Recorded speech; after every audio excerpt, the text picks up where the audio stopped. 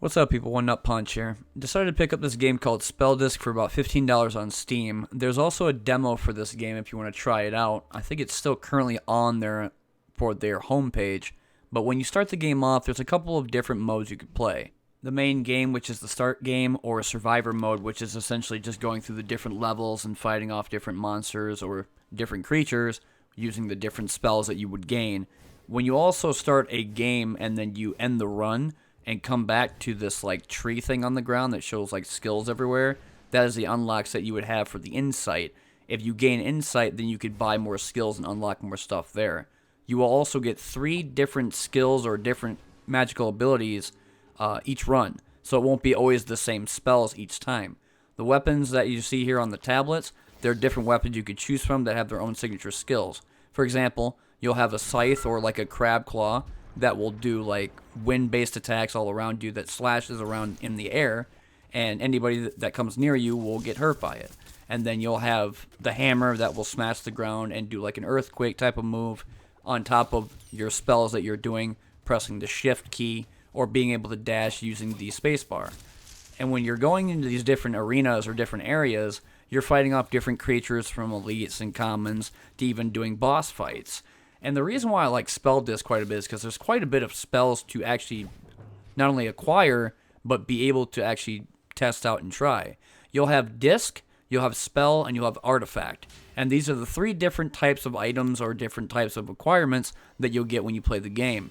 Also, for each spell and each artifact you buy, let's say you start with 50, it will go up by 50 each time you decide to buy something. For example, if you start off with 50, it'll go up to 100, 150, 200, 250, and so on. And that could be artifact, that could be spell, or disc.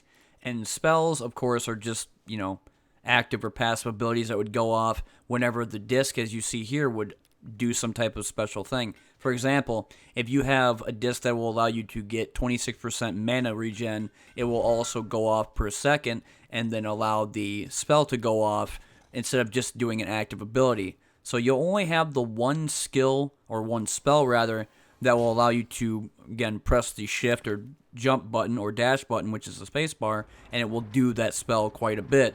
If you do the other spells, it'll be passive, that will go off every once in a while. For example, you'll have swords that will surround you based upon whatever specific ability it is, or you'll have your hammer that will do 20% more blunt damage. Essentially, if you wanted to think about it, the disc is the thing that will allow the spell to go off once it reaches the full green circle.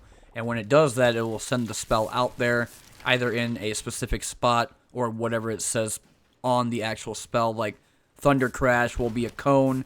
There'll be the Ice Cube, which is just a cube that will seal the enemy and destroy them. There's different spells there, but there's about 500 in total spells that you can go find in the game.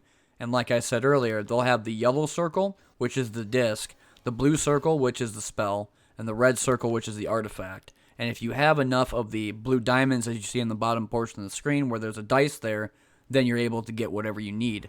There's also a mechanic in the game that if you decide to go and upgrade your spells, you can go from level 1, 2, 3, however high it goes, and you can also get rid of old spells and equipment that you don't need inside the inventory. And once you do that, you could recycle it, getting diamonds back, or being able to upgrade your spells, making them more powerful, or even your disc and being able to get more mana regen, maybe another elemental buff, or some type of other modifier that will help you in doing these arena fights. I don't really know so much as the different builds. I've only played the game for maybe about 3 hours, but the one that I like the most so far is being able to use the hammer, smashing stuff on the ground, having rocks come out like rock spikes, and then using the swords to go off a specific passive ability that will keep on spawning them. And the more you spawn them, the more you kill, and the more swords will come out and kill them too. So it's a pretty fun game to actually do stuff on. And I mean, there's quite a bit of variety. It's not just 1 or 2 weapons, other than maybe the 500 spells that you could find, but also the different discs and leveling them up and seeing how potent they are. And then again, when I said earlier, when it came down to jumping, which is the spacebar key, or what they call dashing, you could do that, and when you do that, you'll activate all the spells all together if they're ready to go. If they're in a cooldown timer, or the green circle is either half full, sometimes it'll just go off anyway. Basically, what it boils down to in Spell Disc is that you're going up a ladder of like different rooms and arenas that you'll fight minions and sometimes elites and bosses, and you'll be able to get rewards as you continue on. So you'll get a artifact, a spell, or disc, whichever one you want to get on there, and then move up from the elevator that's up there on the top of the screen. And as you continue up, you'll fight, I think it's like 3 or 4 bosses before the final boss, and then after you win the run, you'll get more insight, depending upon where you are, and be able to get more unlocks from that weird kind of energy tree that was on the ground. In closing, before the video ends, my personal opinion is that I think people should at least try the game. It does have a demo that people can play if they don't want to buy it for $15, and if you do like it after maybe a couple hours, then go ahead and give it a shot. It does have quite a bit of stuff to do.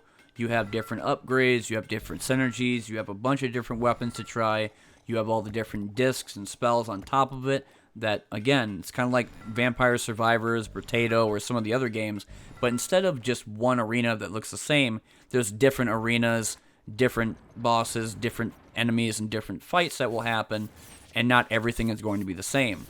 Still, if you don't think that the game is worth it, at least give it a shot and try it with the demo. It's still there on the home page for people to try.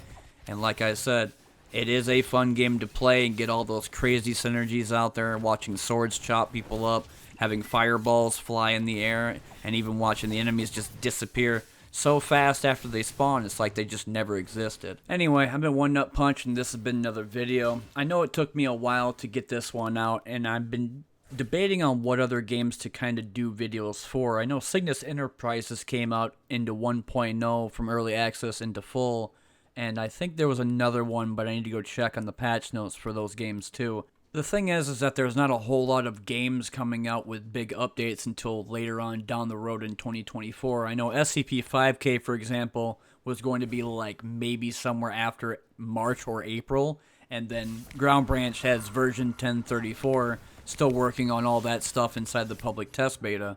But I'll probably put out a couple update videos for that stuff. For now, that's been me, and this has been Spell Disc. Thanks for watching, and I'll see you later in the next one.